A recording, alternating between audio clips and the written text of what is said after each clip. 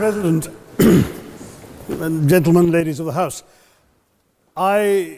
standing here with 8 minutes in my hands and at this venerable and rather magnificent institution, I was going to assure you that I belong to the Henry VIII School of Public Speaking, that as Henry VIII said to his wives, I shall not keep you long. But now finding myself the seventh speaker out of 8 in what must already seem a rather long evening to you, I rather feel like Henry VIII's last wife. I more or less know what's expected of me, but I'm not sure how to do it any differently. Perhaps what I should do is really try and pay attention to the arguments that were advanced by the opposition today. We had, for example, Sir Richard Ottaway challenging the very idea that it could be argued that the economic situation of the colonies was actually worsened by the experience of British colonialism. Well, I stand to offer you the Indian example, Sir Richard. India's share of the world economy when Britain arrived on its shores was 23%. By the time the British left, it was down to below 4%. Why? Simply because India had been governed for the benefit of Britain. Britain's rise for 200 years was financed by its depredations in India. In fact, Britain's industrial revolution was actually premised upon the deindustrialization of India. The handloom weavers, for example, famed across the world, whose products were exported around the world, Britain came right in. There were actually these weavers making fine muslin, light as woven air, it was said. And Britain came right in, smashed their thumbs, broke their looms, imposed tariffs and duties on their cloth and products, and started, of course, taking the raw materials from India and shipping back manufactured cloth, flooding the world's markets with what became the products of the dark and satanic mills of Victorian England. That meant that the weavers in India became beggars, and India went from being a world-famous exporter of finished cloth into an importer, went from having 27% of world trade to less than 2%. Meanwhile, colonialists like Robert Clive bought their rotten boroughs in England on the proceeds of their loot in India, while taking the Hindi word loot into their dictionaries as well as their habits.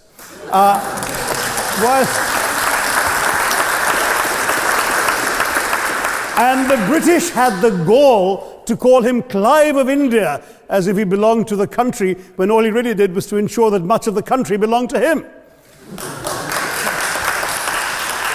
By the end of the 19th century, the fact is that India was already Britain's biggest cash cow, the world's biggest purchaser of British goods and exports, and the source of highly paid employment for British civil servants. We literally paid for our own oppression. And as has been pointed out, the wealthy Victorian British families that made their money out of the slave economy, 1/5 of the elites of the wealthy class in Britain in the 19th century owed their money to transporting 3 million Africans across the waters. And in fact, in 1833, when slavery was abolished, what happened was that a compensation of £20 million was paid, not as reparations to those who had lost their lives or who had suffered or been oppressed by slavery, but to those who had lost their property. I was struck by the fact that your Wi-Fi password at this union commemorates the name of Mr. Gladstone, the great liberal hero. Well, I'm sorry, his family was one of those who benefited from this compensation. Staying with India, between 15 and 29 million Indians died of starvation in British-induced famines. The most famous example, of course, was the Great Bengal Famine during the Second World War, when 4 million people died because Winston Churchill deliberately, as a matter of written minuted policy, proceeded to divert essential supplies from civilians in Bengal to sturdy Tommies and Europeans as reserve stockpiles. He said that the starvation of anyway underfed Bengalis mattered much less than that of sturdy Greeks. This is Churchill's actual quote. And when conscience-stricken British officials wrote to him, pointing out that people were dying because of this decision, he peevishly wrote in the margins of the file, "Why hasn't Gandhi died yet?" So all notions that the British were trying to do their colonial enterprise out of enlightened despotism, to try and bring the benefits of colonialism and civilization to the benighted heathen. I'm sorry, Churchill's conduct in 43, simply one example of many that gave a lie to this myth. As others have said on the proposition, Violence and racism were the reality of the colonial experience. And no wonder that the sun never set on the British Empire, because even God couldn't trust the English in the dark. Let me take World War I as a very concrete example, since the first speaker, Mr. Lee, suggested these things couldn't be quantified. Well, let me quantify World War I for you. Again, I'm sorry, from an Indian perspective, others have spoken of other countries. 1/6 of all the British forces that fought in the war were Indian. 54,000 Indians actually lost their lives in that war. 65,000 were wounded. Another 4,000 remained missing or in prison. Indian taxpayers had to cough up £100 million in that time's money. India supplied 70 million rounds of ammunition, 600,000 rifles and machine guns, 42 million garments were stitched and sent out of India, and 1.3 million Indian personnel served in this war. I know all this because, of course, the commemoration of the centenary has just taken place. But not just that, India had to supply 173,000 animals, 370 million tons of supplies, and in the end, the total value of everything that was taken out of India, India, by the way, suffering from recession at that time and poverty and hunger, was, in today's money, £8 billion. You want quantification? It's available. Second World War, it was even worse, 2.5 million Indians in uniform. I won't belabor the point, but of Britain's total war debt of £3 billion, in 1945 money, 1.25 billion was owed to India and never actually paid. Somebody mentioned Scotland. Well, the fact is that colonialism actually cemented your union with Scotland. You know, the Scots had actually tried to send colonies out before 1707. They'd all failed, I'm sorry to say. But then, of course, came union, and India was available, and there you had a disproportionate employment of Scots. I'm sorry, Mr. Mackenzie has to speak after me. Engaged in this colonial enterprise as soldiers, as merchants, as agents, as employees, and the earnings from India is what brought prosperity to Scotland, even pulled Scotland out of poverty. Now that India is no longer there, no wonder the bonds are loosening. Now, we've heard other arguments on this side. There's been a mention of the railways. Well, let me tell you, first of all, as my colleague, the Jamaican High Commissioner, has pointed out, railways and roads were really built to serve British interests and not those of the local people. But I might add that many countries have built railways and roads without having had to be colonized in order to do so.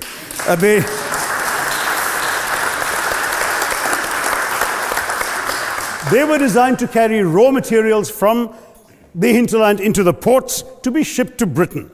And the fact is that the Indian or Jamaican or other colonial public, their needs were incidental.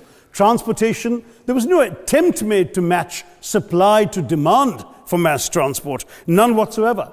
Instead, in fact, the Indian railways were built with massive incentives offered by Britain to British investors, guaranteed out of Indian taxes paid by Indians, with the result that you actually had 1 mile of Indian railway costing twice what it cost to build the same mile in Canada or Australia, because there was so much money being paid in extravagant returns. Britain made all the profits, controlled the technology, supplied all the equipment, and absolutely all these benefits came as private enterprise, British private enterprise, at public risk, Indian public risk. That was the railways as an accomplishment. We're hearing about aid. I think it was again Sir Richard Ottaway who mentioned British aid to India. Well, let me just point out that British aid to India is about 0.4% of India's GDP. The government of India actually spends more on fertilizer subsidies, which might be an appropriate metaphor for that argument. If I may point out as well,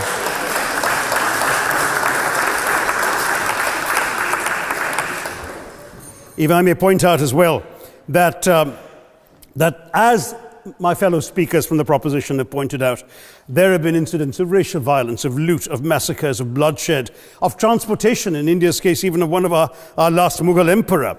Yes, maybe today's Britons are not responsible for some of these depredations, but the same speakers have pointed with pride to their foreign aid. You're not responsible for the people starving in Somalia, but you give them aid. Surely the principle of reparations for the wrongs that have been done cannot be denied. It's been pointed out, for example, the dehumanization of Africans in the Caribbean, the massive psychological damage that has been done, the undermining of social traditions, of property rights, of the authority structures of these societies, all in the interests of British colonialism. And the fact remains that many of today's problems in these countries, including the persistence, in some cases the creation of racial and ethnic and religious tensions, were the direct result of the colonial experience. So there is a moral debt that needs to be paid.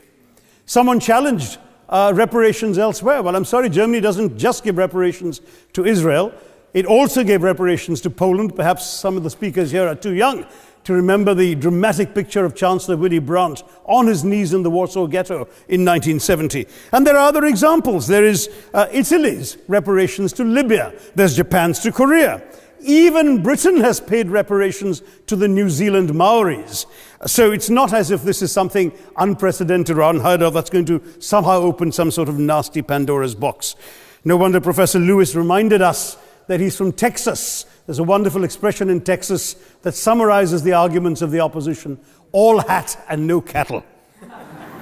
Now, if I can just quickly look through the other notes I was scribbling while they were speaking, there was reference to democracy and rule of law. Let me say with the greatest possible respect, it's a bit rich to oppress, enslave, kill, torture, maim people for 200 years and then celebrate the fact that they're democratic at the end of it.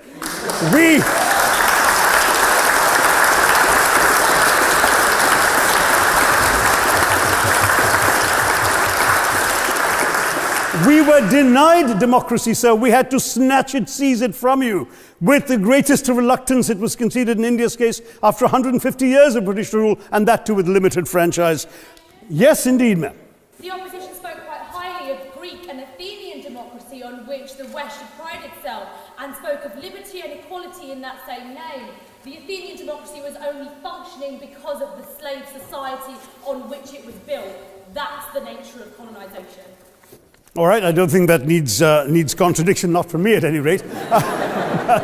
But if I may just point out, I think the argument made by a couple of the speakers, the first speaker, Mr. Lee in particular, conceded all the evil atrocities of colonialism, but essentially suggested that reparations won't really help. They won't help the right people. They'll be used as a propaganda tool. They'll embolden people like Mr. Mugabe. It's always nice how in the old days, I'm sorry to say that the people of the Caribbean used to frighten their children into behaving and sleeping by saying Sir Francis Drake would come after them. That was a legacy of that. Now it's Mugabe will be there. So this is the new sort of Sir Francis Drake of our times. The fact is very simply, sir, that we are not talking about reparations as a tool to empower anybody. They're a tool for you to atone for the wrongs that have been done. And I am quite prepared to accept the proposition that you can't put a monetary sum on the kinds of horrors people have suffered. Certainly no amount of money can expiate the loss of a loved one, as somebody pointed out there. You're not going to be able to figure out an exact amount. But the principle is what matters. The fact is that to speak blithely of sacrifices on both sides, as an analogy was used here, a burglar comes into your house, ransacks the place, stubs his toe, and you say, well, there was a sacrifice on both sides. That, I'm sorry to say, is not an acceptable argument. The truth is that we are not arguing specifically that vast sums of money need to be paid. The proposition before this House is the principle of owing reparations, not the fine points of how much is owed, to whom it should be paid. The question is there a debt? Does Britain owe reparations? As far as I'm concerned, the ability to acknowledge a wrong that has been done, to simply say sorry, will go a far, far, far longer way than some percentage of GDP in the form of aid. What is required, it seems to me, is accepting the principle that reparations are owed.